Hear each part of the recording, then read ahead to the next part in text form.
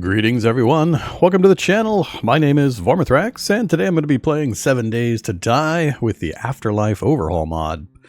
My intent with this particular run is to, have fun, but also make it somewhat educational for newer players to the Afterlife Overhaul mod.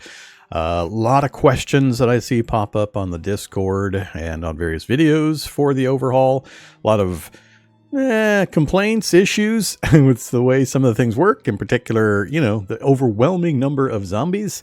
So my intent here is to, like I said, have some fun, but I'm going to be pausing fairly often to kind of explain systems and mechanics that the Afterlife Overhaul mod adds into the gameplay, demonstrate various things, offer advice and strategies, to try to take some of the stress and worry for new players of the mod, especially making sure they understand the distinctions and differences between vanilla, how things work there, and what you might be used to doing there, and why that doesn't work in the Afterlife Overhaul mod. So, a lot of things we're going to be talking about as we play. So first things I want to mention, very, very important. You get the Afterlife Overhaul mod either via the mod launcher. You can just go to Google or any search engine, type in 7 Days to Die mod launcher. It'll pop right up. It's a utility program designed to help manage mods for 7 Days to Die. Very simple to use. You just want to get that installed. Point it at your 7 Days to Die directory, and I would recommend cloning your 7 Days to Die directory so you have a separate copy at a new location that you can then install the Afterlife Overhaul mod onto. That keeps your original Steam install where it's at with no changes or any additions or anything like that. Now, you can also download the mod from the Discord for Afterlife if you want to do a manual installation. I'm not going to go over that process, but those are the two primary ways of getting it. Now, the other extremely important thing, and the thing that's coming up constantly on the Discord for Afterlife, is that this mod will only work, as of the time of me making this video, on version 1.3 of 7 Days to Die. Now, the current version at this time of 7 Days to Die is 1.4. So, what that means is you'll need to roll back your installation of 7 Days to Die to 1.3. Easy to do. Just go to your properties for 7 Days to Die in your Steam library, betas tab, drop-down menu, pick 1.3, and it will convert your install to 1.3. Then you can clone that via the mod launcher program, install Afterlife at the new location, and then you can feel free to go back to your original Steam install and put it back to 1.4, whatever version you want to play. But it's very important just to understand that the Afterlife mod will only work on 1.3 of 7 Days to Die. Now, one last little note, also at the time of this recording, the mod author is taking a break. He's not actively working on the mod at the moment, and there have been a few issues that the mods of the Discord have attempted to fix via a small patch. So there is a kind of a hotfix patch available for download on the Discord that corrects and fixes just a few minor things. So to be totally up to date and have all those fixes, you would need to visit the Discord, download that patch, just read the instructions. It's just a matter of dragging and dropping or copy pasting a few folders, and that will fix a few additional problems. Okay, so now that we got that out of the way, once you've got it installed and you're on 7 Days to Die 1.3, Afterlife's installed, you run it, and you end up on the starting screen here, Afterlife. So we're going to go new game. And a couple important things to note. If the option is white, that is the intended default option for this mod. Certain things are locked, certain things are different from vanilla, so you want to be a little careful. Do not play Afterlife with whatever settings you're used to playing normal vanilla at. If you're a permadeath, insane nightmare warrior rogue guy, don't try that here. You're going to get wrecked. So play first on the default settings, then adjust once you know kind of what's going on and how things work.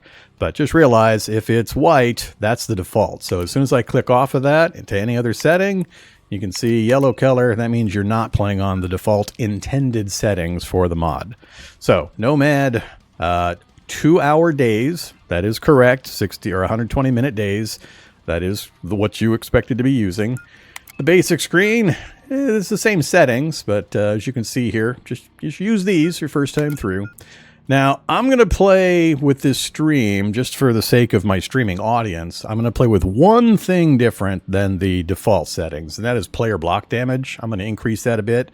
That just makes it easier for live stream processes to, you know, not have my audience watching me chop trees and dig ditches and break rocks for hours on end of real world time. So, normally I would play this at player block damage 100% if I was just playing for myself, but for an audience, it's just helpful to speed this up a little bit. But realize this is the default setting. All right, so that would be the next important thing. You always also want to play on a random world gen, so don't create or don't use a map that's pre-generated or anything like that. Always do a random world generation. There's ways you can craft your own maps by going through the game options screen. If you haven't seen that before, you can go to not options, you go to editing tools. Editing tools, and then you can do random gen previewer. And then you can set your own settings however you'd like. Put a seed in for the randomization, pick a world size, pick various settings. Then you can generate the world. You'll see the map. And then you can either start a new game on it or generate a new one however you'd like. But it's expected that you do a random gen. That's only one way you can do it. You can do it from the new game menu too, just by setting your settings properly here. But don't use a pre-generated map. All right, so we're going to be doing random gen that I've created previously. Default options except for the player block damage. And we're going to hit start. And once it gets loaded in, which does take a little while, we're going to be asked to choose a character class, and I'll talk about those a bit when they come up.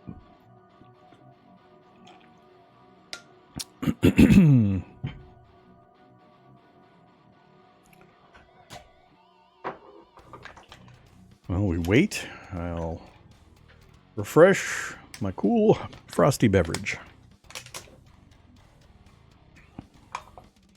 So one symptom of your not being on version 1.3 for 7 Days to Die is that your loading screen will stall. I forget exactly which section it stalls on, building world, I think, or something, but it'll stall and never advance. So if you have things installed and that happens, first thing to go double check is that you're actually on 1.3.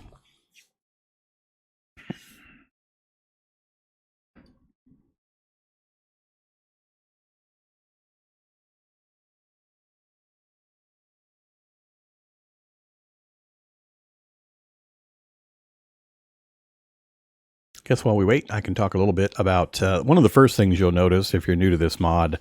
So many zombies. Oh my gosh, so many zombies. I can't get anything done. How am I expected to get into a POI or loot or build something because there's so many zombies?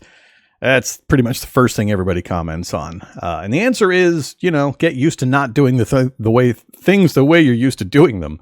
Adjust, adapt, overcome. You got to get used to maneuvering, running away, coming back, looping around, losing pursuit, fighting a bit if you have to, but it's a very different experience from the vanilla game. It's almost impossible to clear an area and have it stay cleared for any amount of time. So you'll see what I mean here shortly. All right, so we're going to create a player here, hopefully. Every once in a while, when I get to this stage, I get a... Oh, looks like we're okay this time. Every once in a while, I get a console error and I have to restart everything. Okay, a few blips and blurbs of intro text.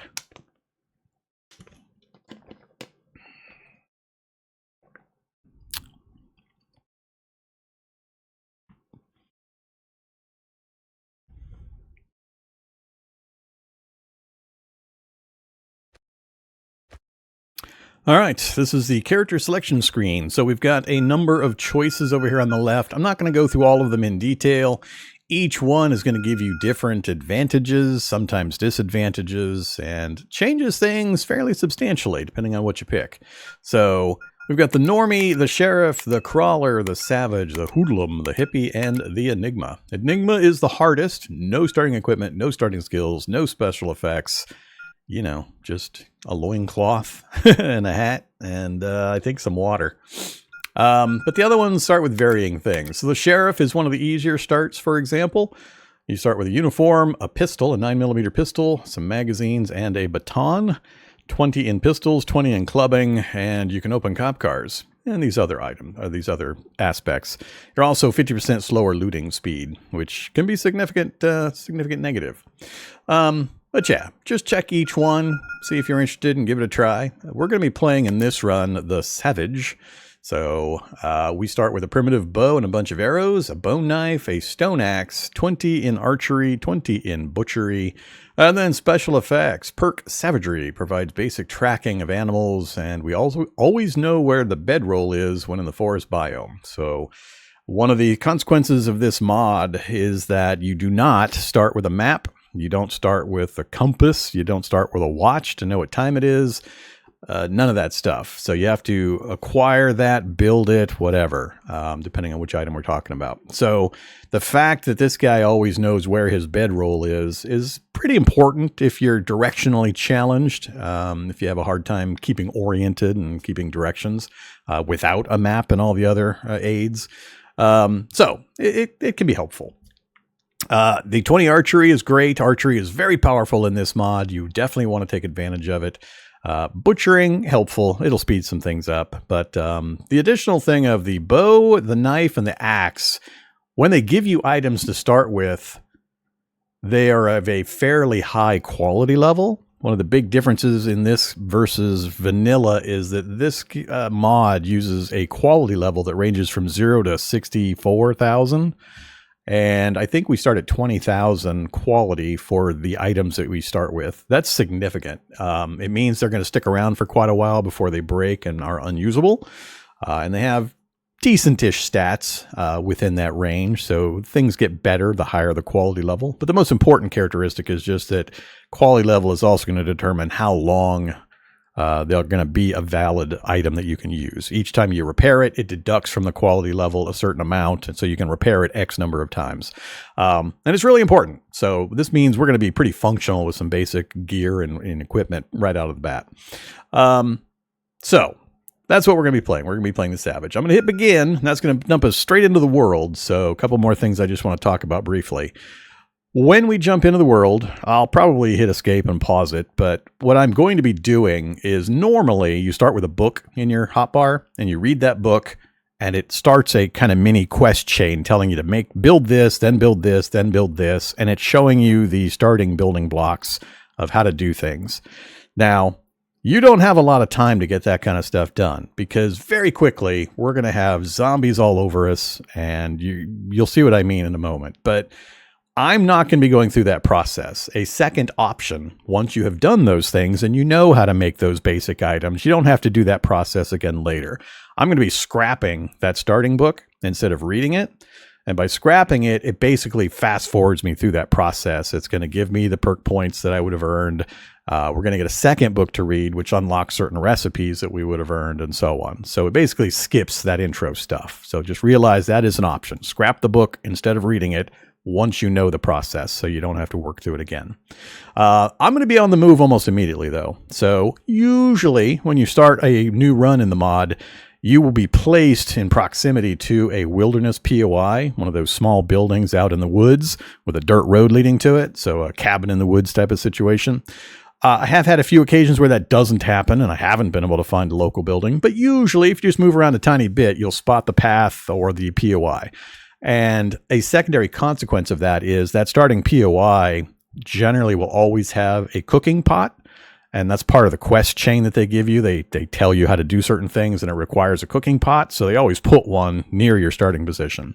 I'm going to try to just run in and grab the cooking pot and then I'm going to get off and moving. And I'll talk about why and so on here pretty quick. But let's go ahead and hit begin. There's our POI directly in front of us. There's my book in my hand, so I am not going to read that book, like I said. I am just going to select it and scrap it. That gives me a second book that's going to give me just a few recipe unlocks. And we have now basically skipped past that intro tutorial stuff.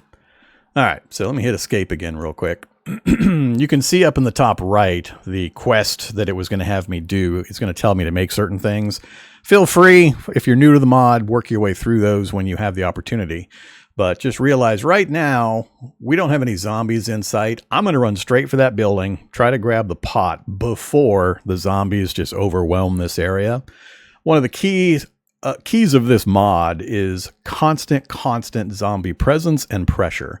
And I'll demonstrate a little later how it works somewhat. It uses a system called Walker Sim, where it actually has a layer kind of behind the scenes that simulates and moves all the zombies around the entire game map.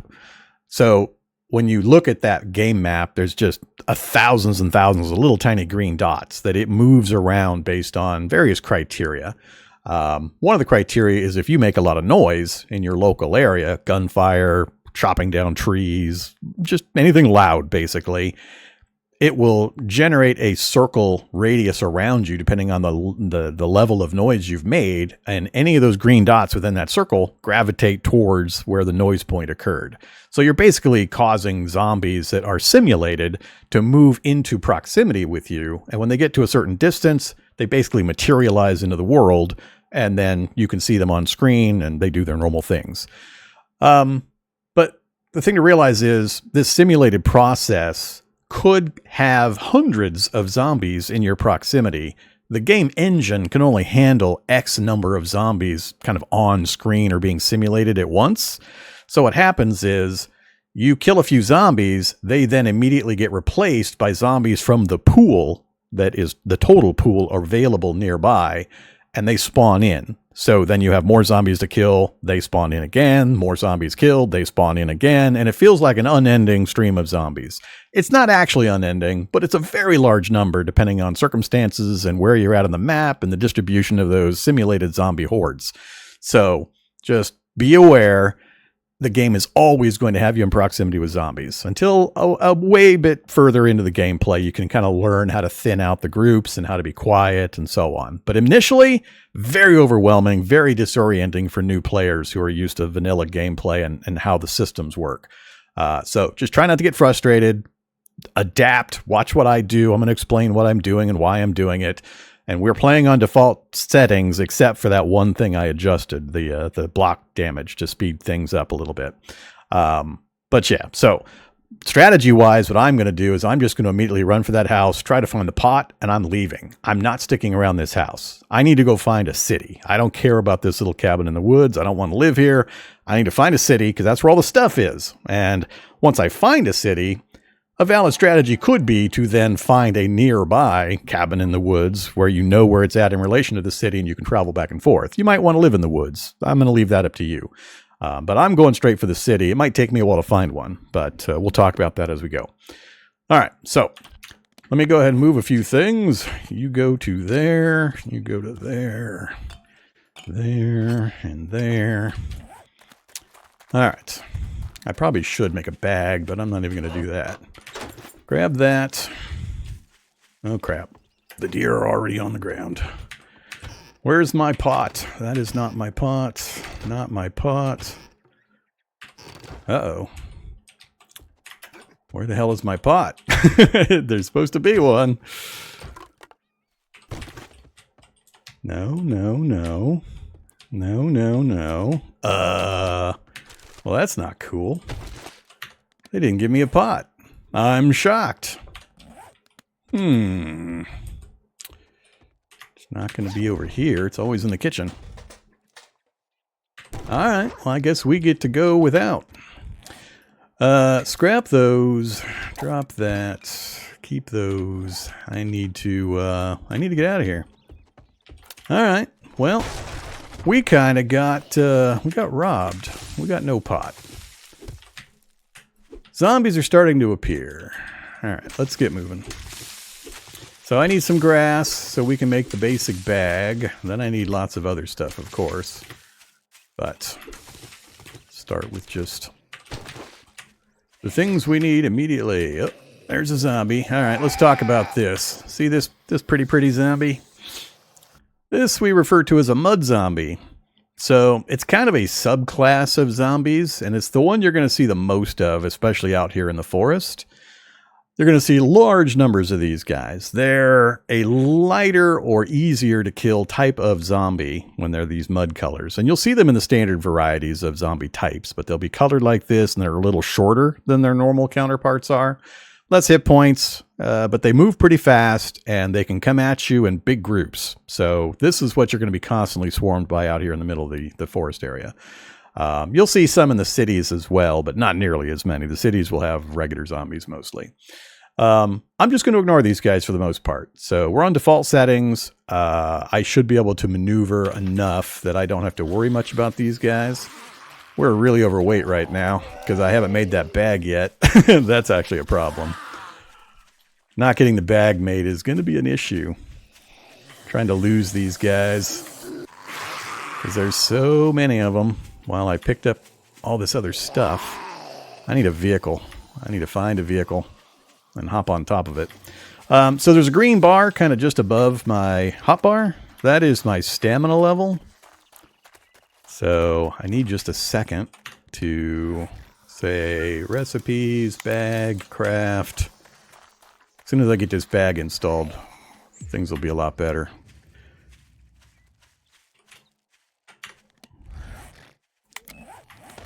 All right. So why did things get better? Let me explain. Okay. I can't point at it because I can't talk while guys are rushing at me, but I had a little indicator over here that had kind of a weight dumbbell looking thing, and it had a number 9 or 10 under it or on it. That's indicating that I was over the number of slots that I was allowed to carry, and I was getting a negative effect to my speed rating.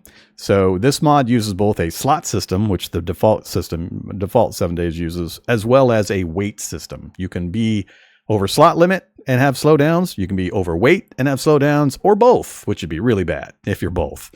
So you got to keep an eye on both of those things. I had not built a bag yet, and I had picked up a bunch of items, so I was getting more and more of a slowdown to my movement factor because of being overburdened with the slots. As soon as I made that bag and got it equipped, then the items I was carrying are fit within that, and you'll see in a second. I'll try to find a spot I can stop here. Nothing chasing me. One mud zombie's back there. But right now you can see I've got slot limit out to here because of that bag I installed. So these items are no longer slowing me down. So now I got full speed movement. I'm just going to keep traveling, occasionally punching some grass. I should probably pick up some things. We got deer all over the place. All right, let's pick up rocks. I'm looking mainly for rocks and sticks, which I get out of these bushes. And nests. And blueberries. Blueberries are very important, and I'll talk about that later. Oh, look at all this cotton. Do I pick up the cotton? Let's pick up the cotton while I don't have anybody chasing me. This will save me... actually, it might not save me much. So many deer. So the walker sim thing I talked about is also controlling animal spawns. Whoa! Almost got hit. Nah, let's get a little further along. Alright, I'm going to keep moving because I want to find a city as quick as possible. So these little colored lines you see occasionally is the tracking system for the animals. Hey, blueberries! Alright. Nobody chasing me? Nobody chasing me actively. Let's... kind of need most of this. I don't really need the potato. But we'll keep carrying it. So here is the weight limit right here. This yellow line is my weight limit. I need to be careful of that. Hey, guys. It came up behind me again. Do-do-do. Hey, nests. Hey, backpacks. I'll take another sandwich. Do-do-do. We're just going to stay on this path until we find a road. All right, so I need these in order to get sticks. They're giving me these branches or sticks. Yeah.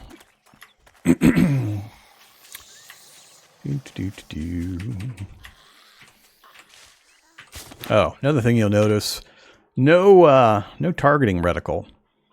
So it's expected There's no center reticle to show you where you're aiming, and a lot of things have very small hitboxes or activation boxes.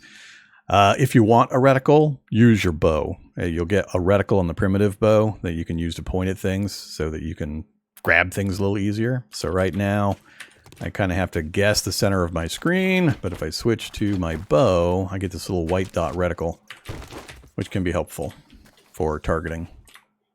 So, like so. All right. I'm just going to keep kind of moving along the side of this road. Where are you, blueberries? Very important to manage your stamina. As I mentioned, it's that green bar that kind of fades in.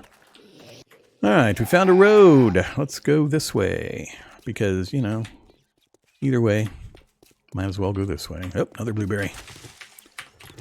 Hopefully we can find our 10 blueberries before we hit a city.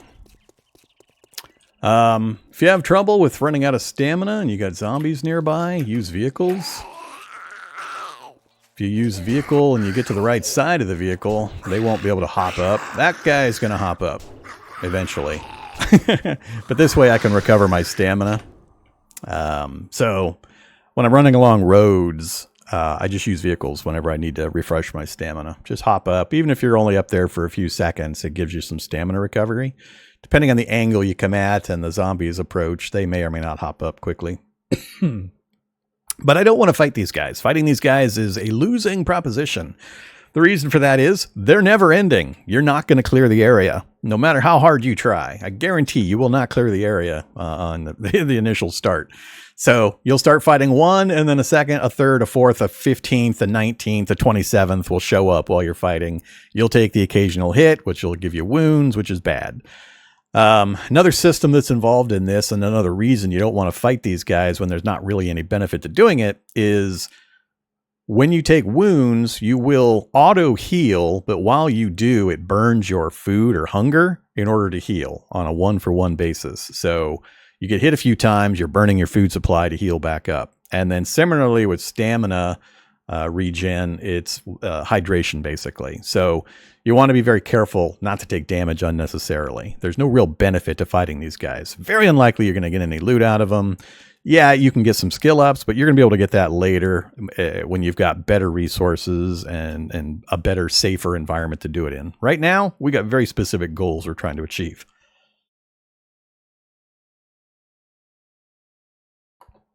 Ugh.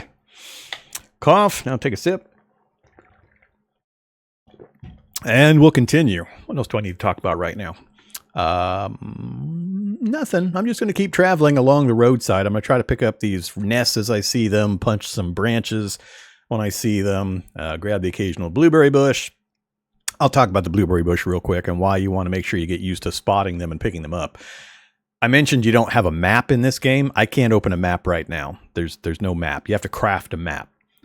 Most of the materials to craft the map are fairly straightforward. The two that are hard to get are blueberries, which is used for blue ink. There are other ink colors you need, but they're all easy to get. Red flowers, yellow flowers, cotton, coal. All those are very easy to get very quickly. But blueberries for the blue ink are a trolling thing if you don't know where to go and how to find some. So keep an eye out for blueberry bushes. You need 10 blueberries in order to make the ink for the map.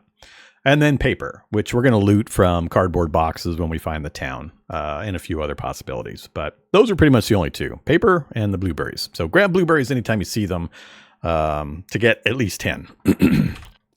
Save yourself some hassle and try to get your map on day 1, day 2. It's possible to get the map on day 1, a little tougher. Well, a lot tougher. But day 2 map is very reasonable.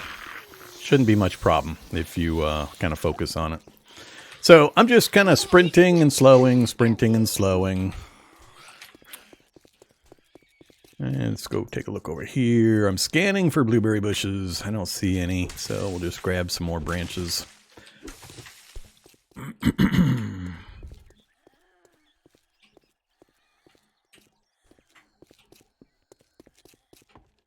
But the big deal is I need to find the town.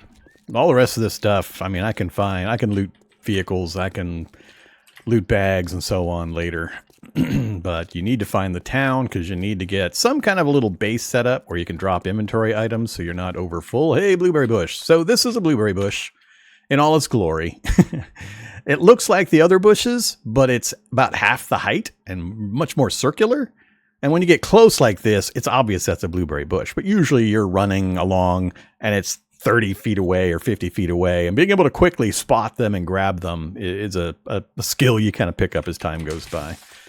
There is a surprise with blueberry bushes that I won't ruin for newer players. Well, we may end up seeing it here during this run, but it's a pretty fun surprise. Another side road, I don't care. Let's go ahead and hop up on a vehicle for a sec. Alright, stamina's good. Let's keep moving. I want all of the nests I can get for eggs and for feathers, of course, for the bow and arrow.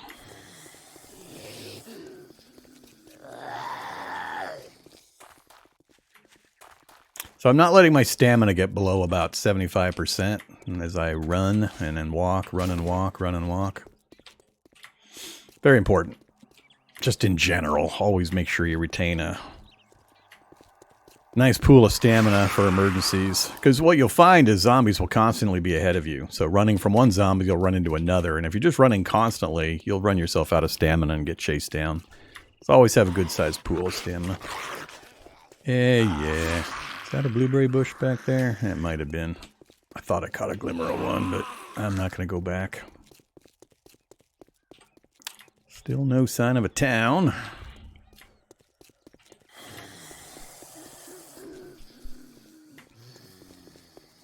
Lighting's making it actually a little hard to see off to the sides of the road. I need to get more grass too, but I can find grass anywhere, so I'm not going to stop for it right now. Oh, flat ground. Might be a town, might just be a crossroads with a building. Looks like it's going to be a crossroads.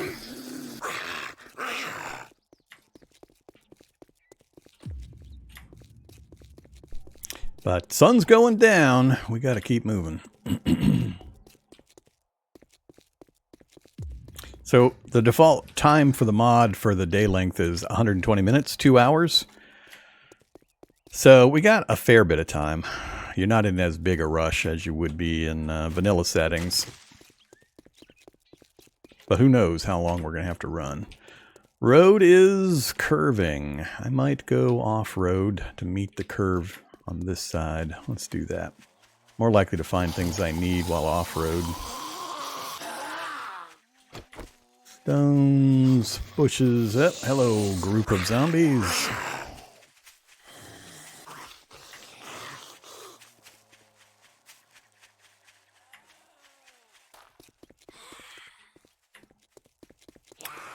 Man, still no sign of a town.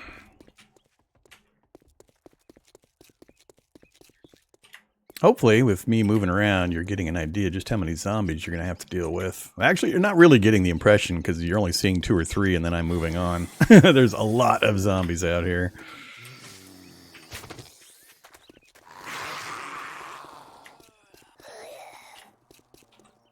Alright, let's walk to get our stamina back until something gets close. These guys are kind of going my direction. And then we'll sprint past them.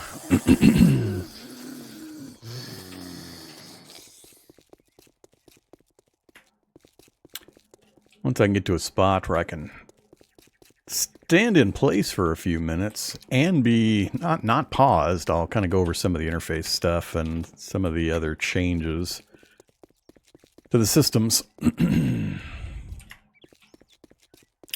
It's pretty quiet here. Let's hop up here for a second.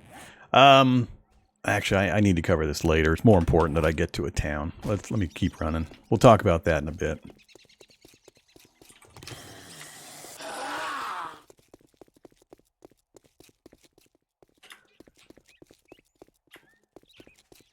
Oh, that is the casino, I think. Big building added in by a sub-mod. I'm not going to go look at it, but yeah, that's the casino. Huge Huge POI, big parking lot, huge building in the middle. We took a look at that in one or two of the runs previously. Actually, I could use... These I should actually be picking up. We can get some pretty useful things, like that fat we just picked up I can use to make a torch without having to do one of the other items in the game that they teach you early on. I haven't gotten nearly as much blueberries as I was expecting, but I'm running in the middle of the road instead of off to the side. Usually I choose to run off to the side, like along here, because it lets me see a little further in and grab up nests and stuff instead of running in the middle of the road. Okay, what do we got? That's definitely a town. All right, so we finally arrived at a town. We got the rest stop. Let's go see if we can get some Mega Crush. One of the changes in the mod is that candy and vending machines like this have guaranteed Mega Crush, like this one. That one's got actual candy. It's a working vending machine.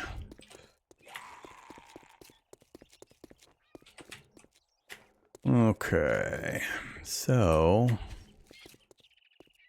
the buy and go. I think the buy and go... Alright, we need to talk strategy something real quick.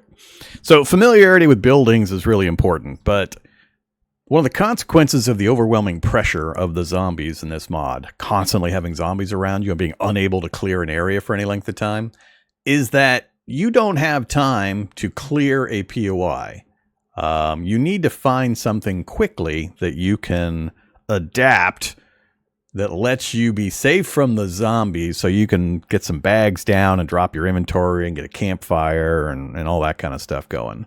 So you need to keep an eye out for opportunities with buildings that allow you to get up onto the second floor, up onto a roof, anything that lets you get up, basically. Most of the time, up is going to be your preferred starting location.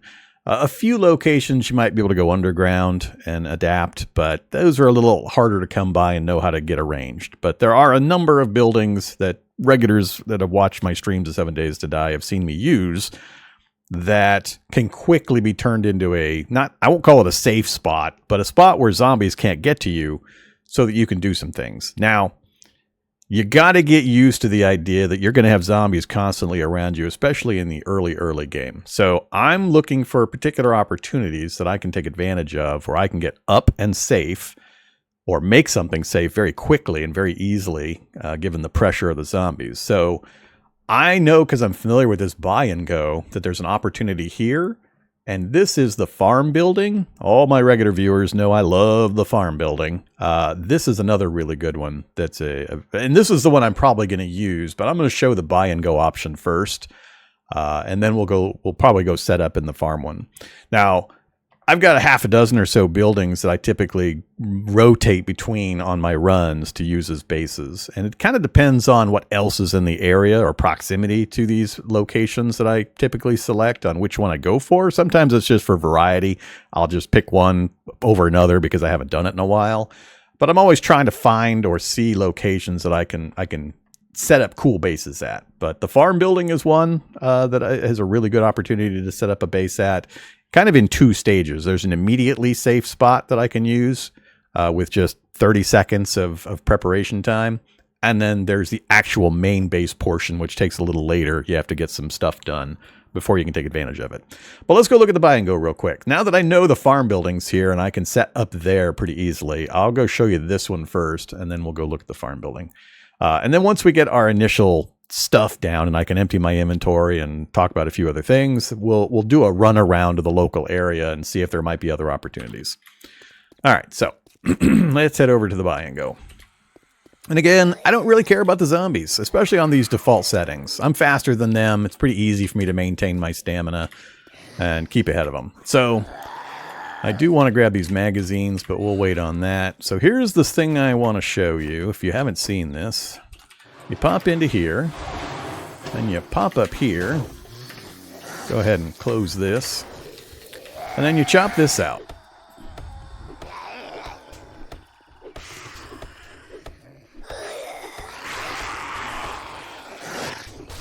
Alright, there you go. I am now safe. Well, you know, except for the zombies and stuff up here. Come get me, bird. Uh-oh, zombie coming too. Alright. Oh, I'm out of practice. It's only been a couple of weeks since I last played. Alright, bird's down. Take me a second to get my stamina back, and then we'll kill this guy. But a bird and this guy are all that's up here on the roof. Alright, let's go ahead and fight him.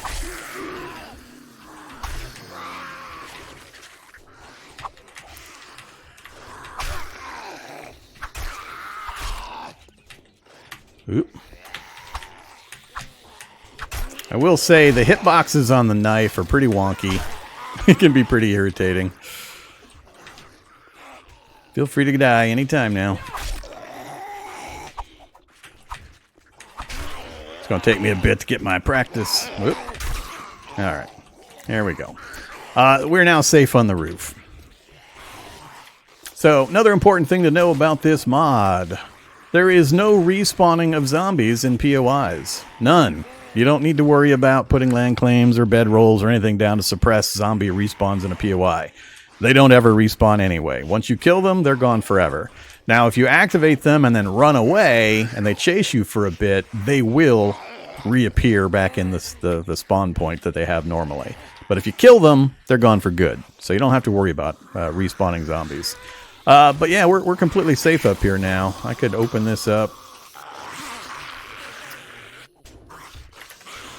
Come on, zombies. Climb the ladder. Get up here.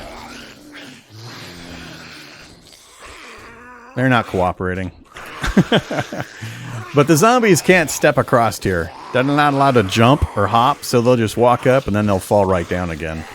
So this area is completely safe to use as an initial base, like a day one base. I could drop some storage here. I could drop a campfire and a bedroll and so on and operate from here.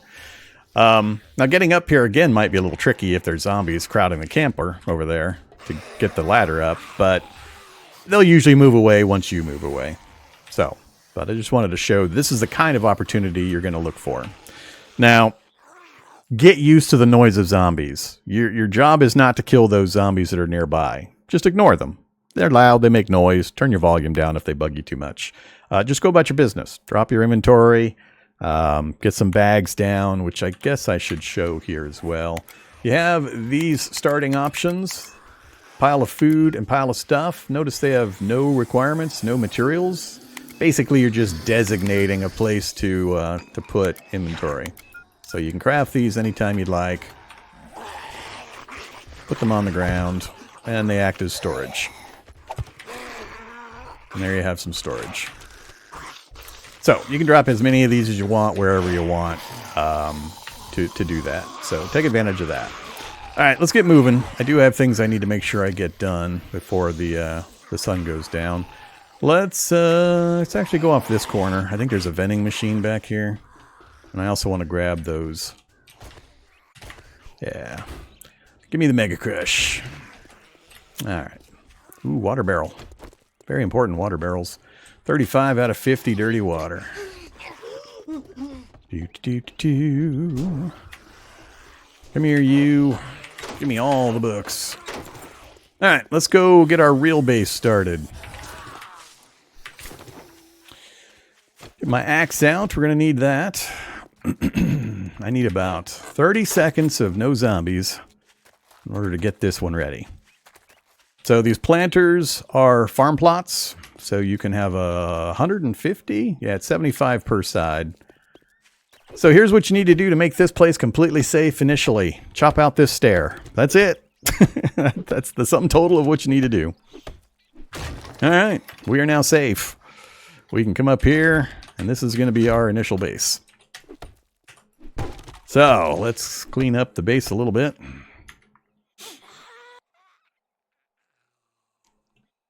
We'll use this as our initial drop point. It won't be our permanent base.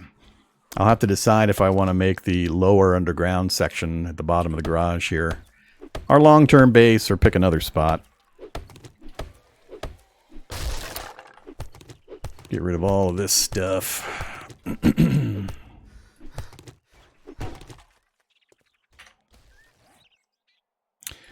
Cooking, very important. We'll keep those. You are which one? Motion detection. I don't care about you. We'll scrap that one. So scrapping books is very important. I'll explain why a bit later.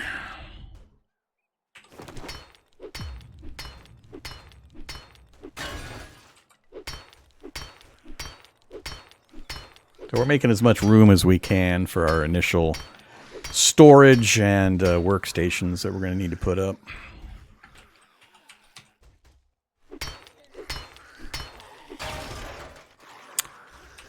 You got a pot? You got a pot! Look at that. Awesome.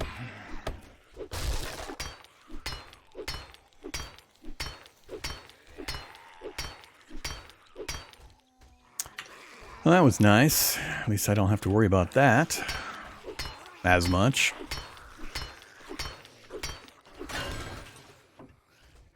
Whoa. Scrap it, scrap it.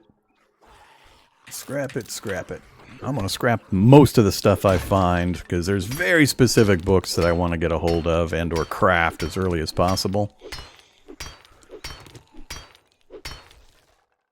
That's part strategy. That's a little more advanced, but I'll talk about that system and process here pretty soon. All right, take that out and the table out there, and we'll just about be ready up here. I'm going to leave the bed, but we're going to move it, but I'm going to wait to do that until I get the land claim block down. Come on, stamina bar.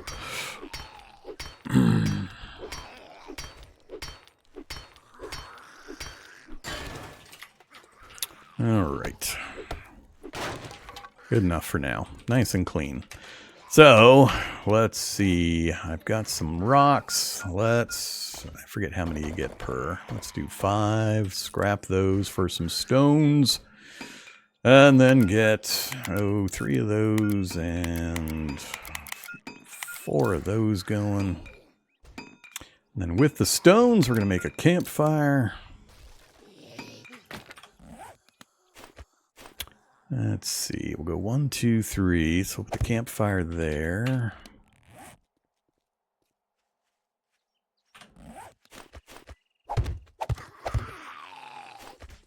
Then we'll go 1, 2, 3, 4, like so. Put that on the campfire.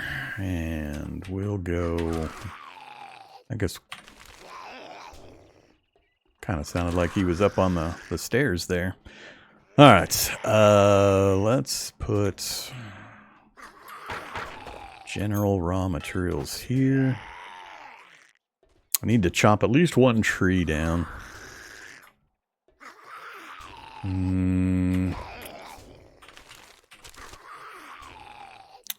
Actually, let's eat that, drink that right now.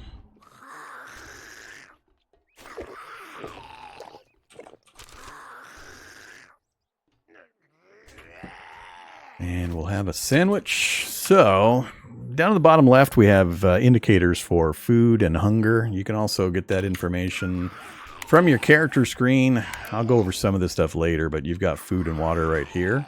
So my cap is 201 currently. And this, if we look at the details, is going to provide 15 food, but it has 30% poison pressure. You can eat this. You just want to be careful not to go over about 33 or 35. So eat 1 of these old sham sandwiches and then wait. This will go down from 30 to 0, then eat another one. And the reason I say wait, or don't go above this, is you get a negative to your movement speed when you hit about 35%. So to avoid that, just eat 1 at a time. Perfectly safe to eat, no negative whatsoever, as long as you do 1 at a time. But it's a great early food source, because you're going to find these in every freaking box and cabinet and garbage can and so on you look at. So you're going to have a lot of these things. So use them for their food value, and use them regularly. So we'll eat that. We'll get a little indicator down here that shows our poison pressure. So it's going to count up to 30, and then it'll slowly count down again. Then we can see our food quantity and our water and so on. All right, So let's put the rest of this away. We're going to keep our Mega Crush on our bar. That's our get me out of here. Mega Crush is different from vanilla because it only has a 30-second duration and a 50% run speed boost, but it gives you lots of water, stamina regen, and huge run speed boost. So use it early because you're going to find a lot of them as long as you're out looking and you're constantly raiding vending machines. Not unusual for me to end a run with like 200 Mega Crush just sitting around in barrels doing nothing. So take advantage of them. All right, let's keep dropping stuff off. This is just general raw materials. Then we'll put secondary stuff there, and we'll do the paper book crafting stuff over there. All right, inventory is cleared for the most part.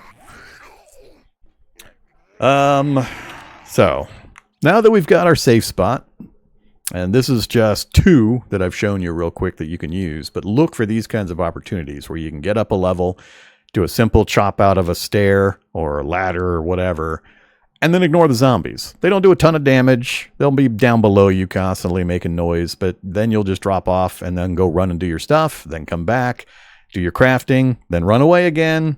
And as long as you pick the right kind of a building, and this building has concrete 3,000 or 5,000 whatever hit point walls, they're not going to knock this down anytime remotely soon. So I'm not worried about them knocking me out of here or anything like that. But you got to get out of the mindset of having to kill every zombie you see. If that's the way you play the game, you're going to have real problems in this mod. Just learn to ignore the zombies that you don't have to fight. Sometimes you will have to get certain things you need. But especially in the early game, this is very much a zombie avoidance game. You want to go get certain things, get established, and you'll be able to progress way faster than if you waste a whole bunch of time and hit points and food value and so on, just trying to kill the few zombies around your building. It's not worth it, not even remotely. So we're going to go do a few things now. So let me talk about the next stage. Now that we've got our starting spot here, we've got our inventory emptied, I got a few priorities I'm going to be working on, hopefully before the sun goes down. I need to make sure I get a torch made because this game takes darkness really, really seriously. It gets really dark at night, especially if you've got overcast and clouds blocking the moon and so on. It'll get stupid dark and you can't get anything done. So you need to make sure you get a torch the first day, and the starting tutorial thing will walk you through how to get a torch crafted. I already know, so I'm not worried about it, but just be aware. Make absolutely sure you get fire and you get a torch before the sun goes down on the first day. We need to get empty bottles, so I'm going to be looking for locations where we can get bottles, and if they're empty bottles, fine. If they're full of beer and wine and so on, I'll empty them out so that I can have them available for water. Water is a big problem in this mod. It uses a totally different system than vanilla, and you'll kind of see how to deal with some of it. Unfortunately, I've played this mod enough and I've played 7 Days to Die enough. I don't generally need to use the normal methods to get water. I'll talk about them and how they work so you guys know what to do, but just be advised, I'm probably not going to practice what I preach. I don't feel the need to do it, and you'll see why. But I will talk about it. But you can't just boil water to drink in this mod. You have to make what's called a PDC, portable distillation, something or other. It talks about it up here. Primitive distillation configuration is what they're calling it. So get a bucket, get a tarp, get a cooking pot, and then you can craft that. And basically you fill it with dirty water, you put wood in there to burn, light it up, and then it slowly distills essentially clean water. It's very slow, but it can get you enough water to get by on, especially if you can get a couple of them put together. I'm going to be sourcing my water from water jugs in the wild. You'll see here as we get playing, but I'm going to find clean water and just use it directly instead of making my own. At least that's what the plan is. We'll see if I can get away with it. So fire, water, you want to get your map ingredients put together if you can, and I want to get a hold of a table saw and then craft a carpenter's bench.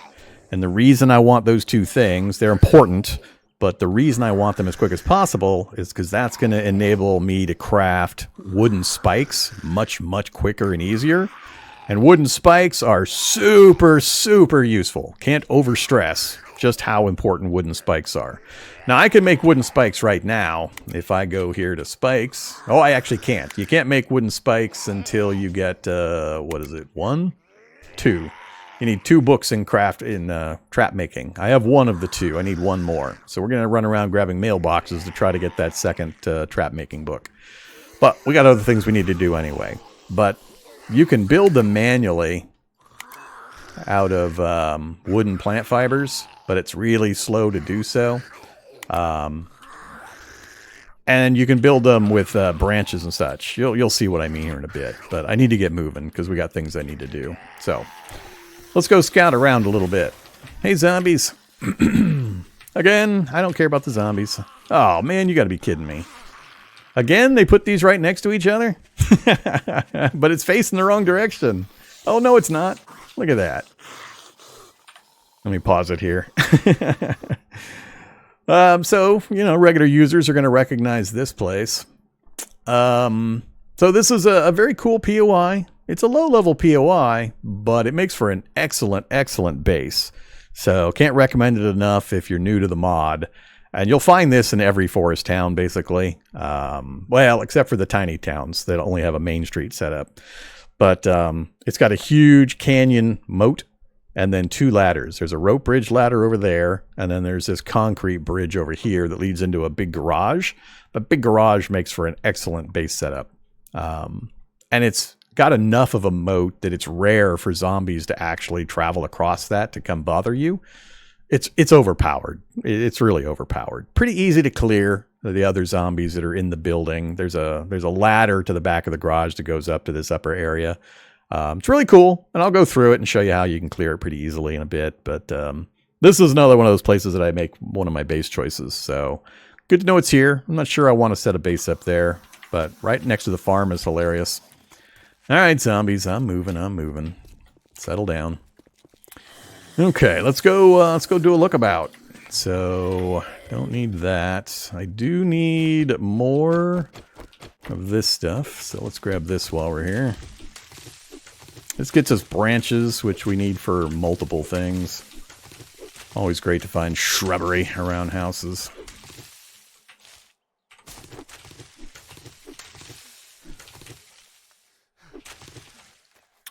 Okay, what do we got? Construction house.